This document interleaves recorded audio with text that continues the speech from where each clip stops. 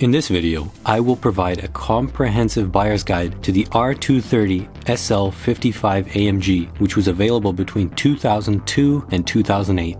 So why buy an SL55? The SL55 is widely regarded as one of the best overall packages that Mercedes has ever produced. It's a practical, top-down cruiser with the excellent 493 horsepower M113K supercharged V8. Thanks to its powerful engine and aerodynamic body, the SL55 was one of the fastest cars in the world when it was released in December 2001, and it was the fastest automatic car. When the SL55 with no electronic speed limiter was handed over to the German test magazine Auto, Motor and Sport, the SL55 was able to achieve 202 miles an hour at the Nardo test track in Italy, a higher top speed than the Ferrari 550 or the Porsche 911 GT2. Despite its use of lightweight materials such as aluminum for some of the bodywork, the SL55 weighed 4,300 pounds. With its hydraulic suspension, the SL55 was still able to corner relatively well for a big GT cruiser, staying flat in the corners. The SL55 was also one of the most popular AMGs of its time, with 19,022 units produced between December 2001 and January 2006. Subsequently, a few thousand more units were made in 2007 and 2008. So the SL55 blends performance, style, and comfort in the right way. It transforms into a top-down cruiser in just 16 seconds. Now here's what you need to know when buying an SL55. I'll start by discussing the differences between the model years and what year to get. Generally, the newer cars are better as there were quite a few changes. So the original SL55 was introduced for the 2002 model year in Europe. For 2003, the SL55 became available in North America. For the 2003 model year, AMG introduced a recirculation damper to the M113K engine, which bypasses the supercharger when it's not running. The belief is that this was done to improve fuel economy. You will also notice on 2003 cars that they first received that AMG engine plaque showing the name of the person who hand-built the engine, compared to the 2002 SL55, which just had nothing on top of the supercharger. These engines are hand-built for every model year, but the plaque was just introduced for 2003. For 2004, the Performance Package, or sometimes called the F1 package, was first made available in European markets. I'll talk more about this later. For 2005, the SL55 received the next generation of the command navigation screens, bearing a much larger size than the previous years. For 2005, like the other 55K cars, the SL55 got an improved supercharger with slightly better gearing for slightly more power, although the official numbers never changed. For 2006 and onwards, the AC off button, which disables the AC compressor, was switched to an AC on button, which turns on the air conditioning instead. So effectively, the air conditioning system was kind of reversed. For 2006, the Performance Package was made available in North America. For 2007, the AMG body panels were revised with a more aggressive look. The front grille featured less horizontal slats, and the front bumper was updated. The standard 18-inch thin-spoke wheels were replaced with larger 19-inch 5-spoke wheels. The taillights were also updated for 2007.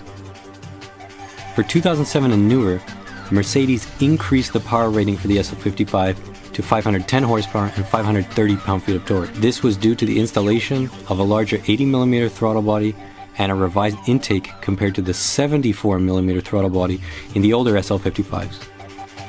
For 2007, a quicker steering ratio was added to the SL55.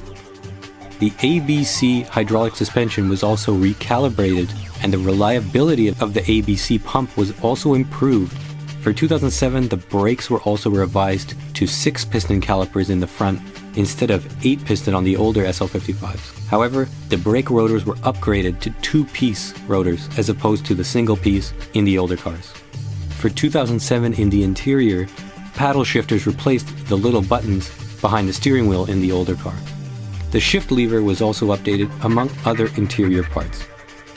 2007 to 2008 SL55s are really cool because they kept the M113K engine instead of moving to the M156 engine, which the rest of the AMG lineup did. The only other car that didn't do that was the G55. All of the updates for 2007 make these late SL55s a very polished overall package, and therefore more desirable than the older SL55s. This does not mean you should skip over their earlier cars, because they do sell for a lot less money, so they are better value for money. Now that we've covered the model years, we'll look at some of the important options on these cars. The most important option on the SL55 is the P30 Performance Package. This package took some of the developments of the SL55 F1 safety car and applied it to the road version. This package featured the more aggressive front bumper from the SL65. It featured an additional engine oil cooler. It also added an Alcantara trimmed AMG steering wheel. The electronic speed limiter was increased from 155 miles an hour to 186 miles an hour, so that would be 300 kilometers an hour. The ABC suspension system was also upgraded with what AMG called Nürburgring specifications, with 20% stiffer dampers. On the performance package, the brakes were also upgraded to SL65 AMG specifications, effectively larger rotors. The wheels were also upgraded to the two-piece SL65 wheels. Finally, an AMG limited slip differential was added to complete this whole package. In the US, this was a $14,000 option, and definitely something to look for when buying an SL55. There are other important options too, such as the Distronic radar guided cruise control, the Parktronic parking sensors, the active ventilated seats, the panorama roof with the sliding sunshade, the tire pressure monitoring system, bi-xenon headlamps, an electronic trunk closer, and the keyless go keyless entry system, which includes a start button on top of the shift lever. In other markets, there were even more options available. Generally, all paint and interior options are good. However, cars that have the gray interior seem to be worth a little bit less money compared to black or red. Designo packages add desirability to any SL55. Now that we know what SL55 to get, here are the problems to look out for. Starting with the engine, the M113K supercharged V8 has no major flaws, but again, look out for a few things. Worn out pulleys on the front of the engine and small oil leaks around the valve cover gasket. You also want to make sure that these engines start nicely and idle smoothly. Also, the intercooler pump can go bad on these and cause the supercharger to shut off. Moving to other parts of the car, the SL55 has the Sensotronic Brake Control System, or SBC, which is a brake-by-wire system. The module is known to fail at higher mileages, but like any other Mercedes with this system, there's an extended warranty and recall on the braking system of these cars. 25 years, unlimited mileage in the United States. All SL55s have the Active Body Control, or ABC system, which is a hydraulic suspension system. No SL55s have air suspension. The ABC system delivers the advantages of mitigating body roll in the corners as well as delivering an excellent ride. Unfortunately, it is probably the least reliable thing about the SL55. There are multiple points of failure with the system, such as the belt-driven ABC pump on the engine, the valve block system, or the ABC struts themselves. As mentioned before, 2007 and newer cars are more reliable with their updated ABC system. With that being said, a lot of ABC related problems arise from lack of maintenance. Contrary to what Mercedes originally specified, the ABC fluid needs to be changed, and needs to be changed quite often to prevent failures, such as every 30,000 miles. It is definitely not a sealed for life system. Also, ABC cars like to be driven at least once in a while rather than sit in storage for long periods of time. The folding metal hardtop is one of the defining features of the SL, which made it way ahead of its time. The roof on the SL is well engineered with quality components. Reliability is all part of maintenance with these cars, such as lubricating the joints as well as the hinges and adjusting the alignment of the top. There are a few things that can go bad. The pump that operates the top can go bad, and earlier SL55s have some instances where water has leaked into the trunk due to improper sealing around the foldable top.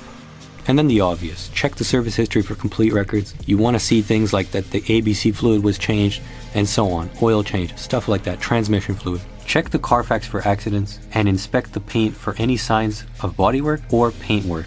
Check all the electronic functions of the car, such as the seats, windows, top, everything. When it comes down to money, the model year, specification, condition, mileage, and history make up a car's value. Pricing is all over the place with these SL55s. These cars are now fully depreciated, so prices are not going to fall any lower. Starting at the top of the range, an SL55 can be worth over $40,000 if it has all the right things running for it. This example is a 2007 SL55 with the performance package and only 34,000 miles, so 55,000 kilometers. It has a good color combo, silver on red, and good service history. This really is one of the best SL55s you can get. The middle of the road SL55s that you'll see, they'll be around $20,000 and are going to be the cars with 70,000 miles and are going to be 2003 to 2005 cars. And an SL55 can sell for as low as $10,000 if it's a 2003 car with high mileage and previous accident damage. So really what matters is the specification for the car when it comes to price.